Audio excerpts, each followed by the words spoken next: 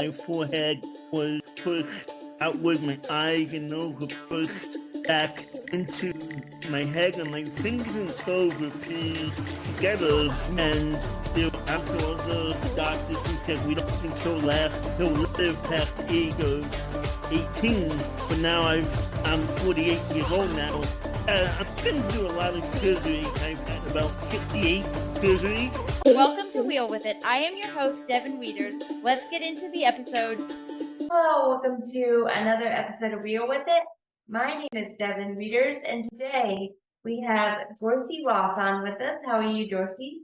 I'm doing good, Devin. Thank you for having me. Tell us about yourself, and then we'll go from there. Okay. My name is Dorsey Ross. I am originally from Long Island and Long Island, New York. I am now living in Pennsylvania, in Westchester, Pennsylvania, which is right outside of Philadelphia. And I am 8 years old. I'm also a author, ordained minister, and I am also a podcast host as well. Tell us about your podcast. My podcast is a interview style podcast. It's a faith-based podcast, meaning that I have people of similar faith to mine, what I believe in when it comes to religion and Christianity. And I have them come on and share their story and share what they have been through, and want to have people be encouraged by their story as well. Who have you had on? There's been a lot of different people I've had on. I don't know anybody specifically that you would know, but I had on David Zucker, who's an author. Her first name is Gina, her last name is a really long name, and I'll probably butcher it if I try to pronounce it. But I had her on the other day. We released the episode to her podcast her episode when it came out on Wednesday.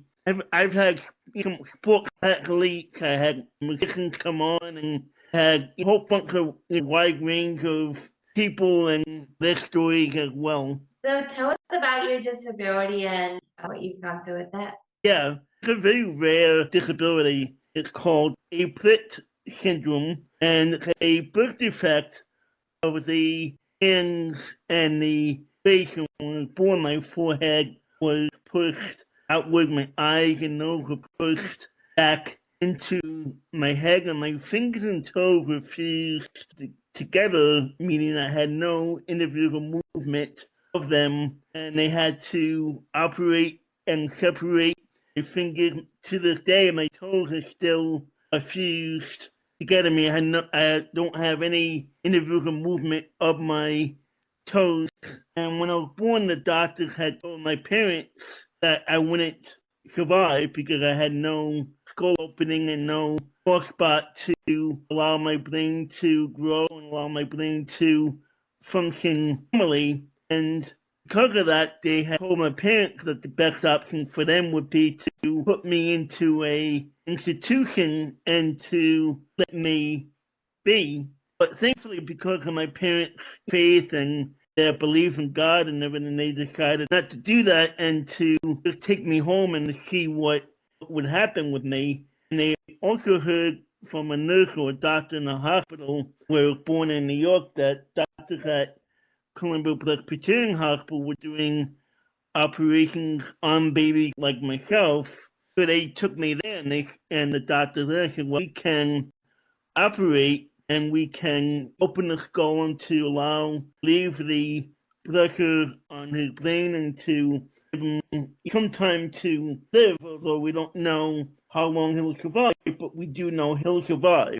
And there were also other doctors who said we don't think he'll live past the age of 18, but now I'm 48 years old now, and in the 1970s, they didn't have the testing and the technology like they do today to determine the health of the baby and determine what will happen. So the parents were surprised, and the doctors were probably surprised as well, that I was even born with a disability, and a rare disability of itself, and it's like 180,000 births that people like myself are born with. What kind of stuff have you gone through with your disability as far as like surgeries and stuff. Yeah, I've been through a lot of surgeries. I've had about 68 surgeries. Holy cow! Yeah, a lot of them had to deal with reconstructing my face and separating my fingers into giving me mobility in my fingers and being able to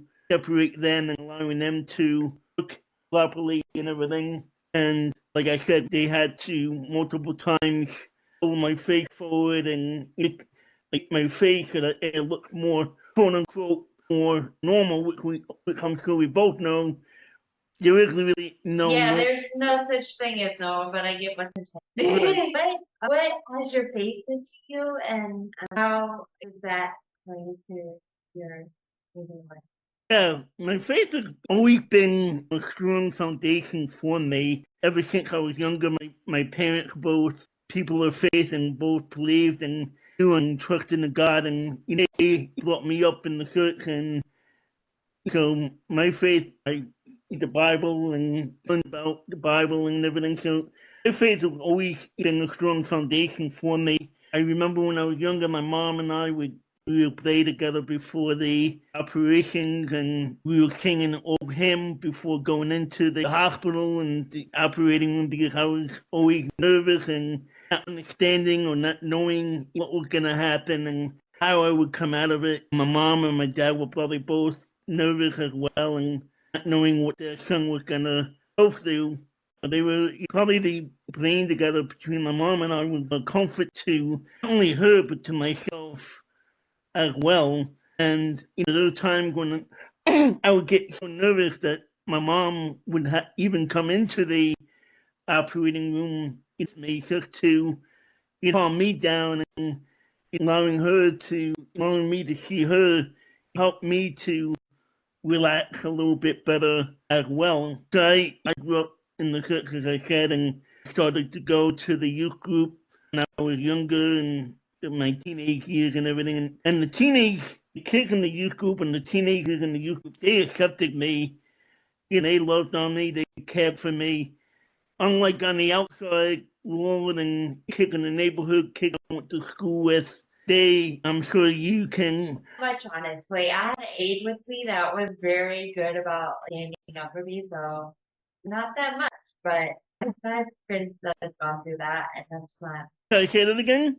I wasn't bullied that much Okay. because I had an aide that was very good from 6th to 12th grade, Okay. like really good. We're still best friends, and she stood up for me very well, so the kids kind of knew not to bully me or they'd be in trouble.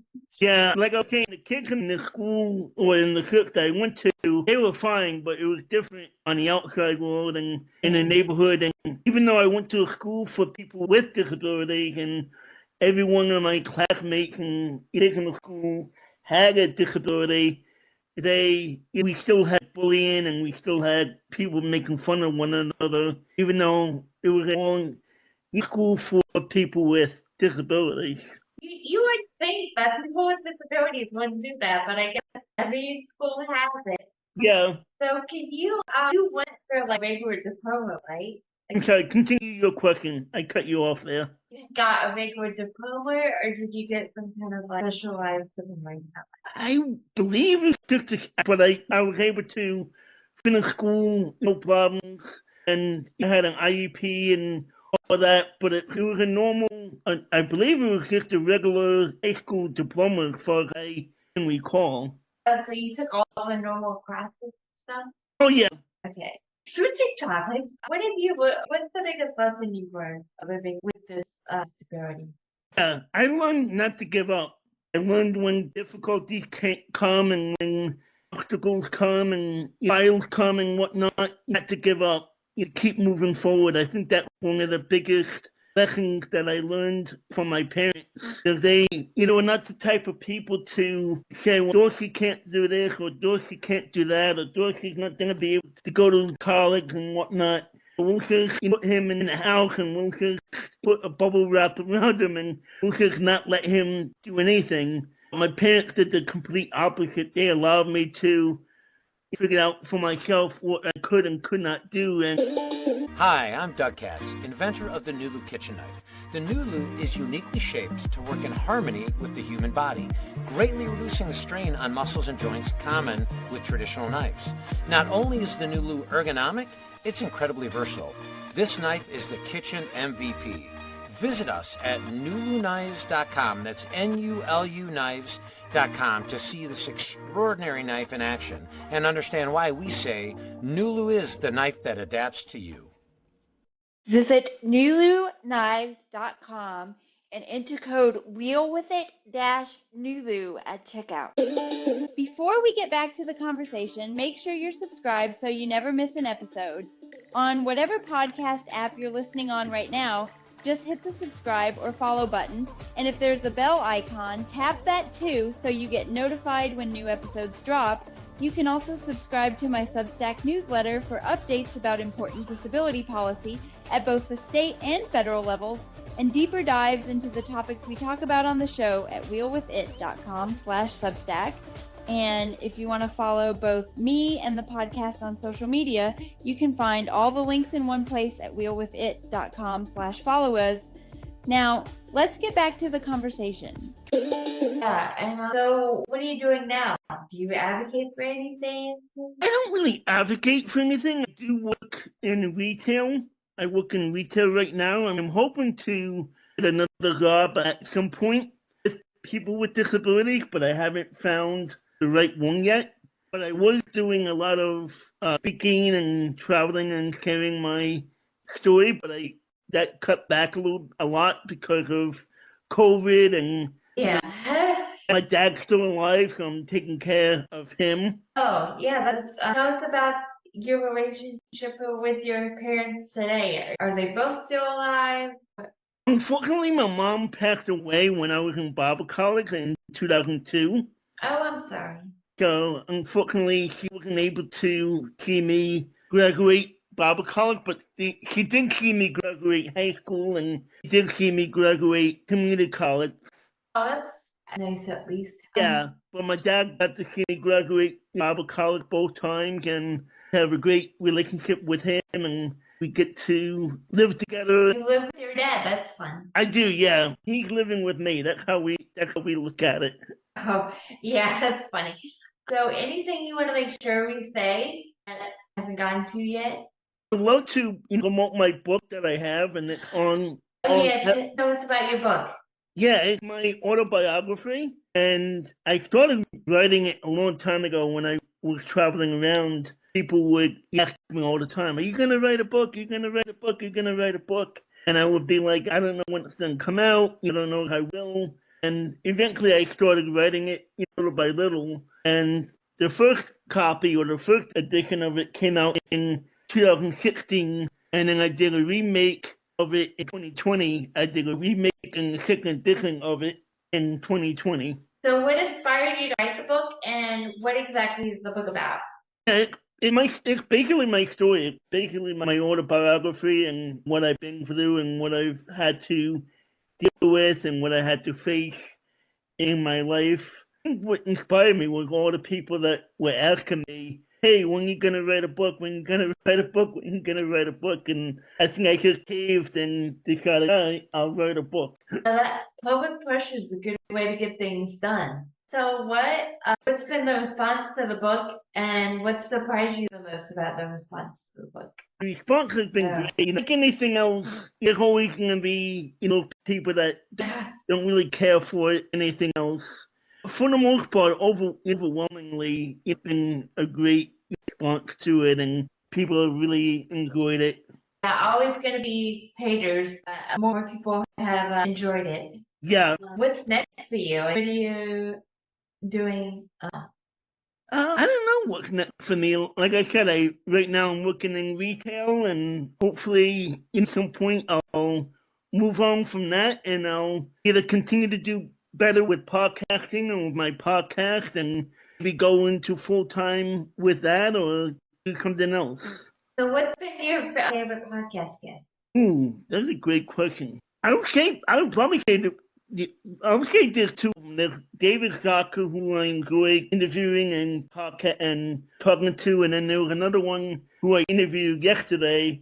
His name is David L. He's a scientific guy and mathematician guy, MIT graduate, lawyer, and everything. Yeah, so wow, he's busy. Not many accomplishments at all. But no, we get to talk about ideation and faith and things of that nature. So that was a lot of fun interviewing him. What do you wish people knew about having a disability that they don't?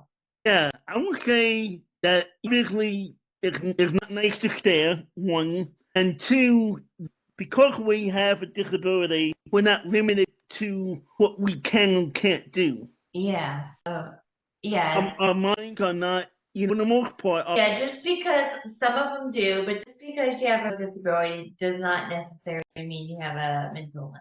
Exactly. So where can people follow you on social media? I'm on all social media right now, basically. I'm on Instagram, I'm on TikTok, I'm on Facebook, I'm on X. And basically, if you look my name up, Dorsey Ross, DORSEYROSS, you should be able to find my profile or my Facebook page on there. Before we get back to the conversation, make sure you're subscribed so you never miss an episode. On whatever podcast app you're listening on right now, just hit the subscribe or follow button, and if there's a bell icon, tap that too so you get notified when new episodes drop. You can also subscribe to my Substack newsletter for updates about important disability policy at both the state and federal levels, and deeper dives into the topics we talk about on the show at wheelwithit.com/Substack. And if you want to follow both me and the podcast on social media, you can find all the links in one place at wheelwithit.com/followers. Now, let's get back to the conversation.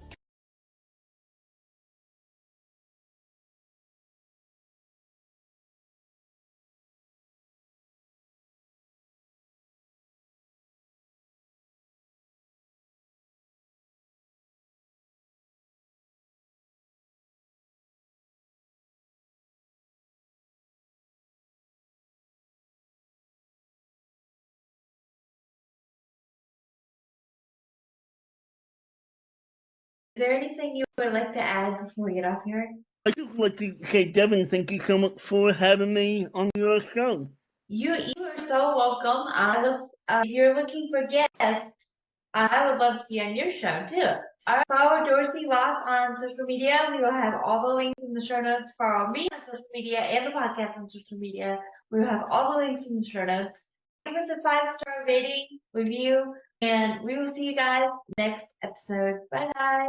Thanks for watching. Be sure to subscribe to the channel and hit the bell so you get notified when we upload new episodes. Leave a comment and let us know what you think. Also, give this video a thumbs up. Remember to follow our guests and the show on social media using the links in the description. We'll see you next time.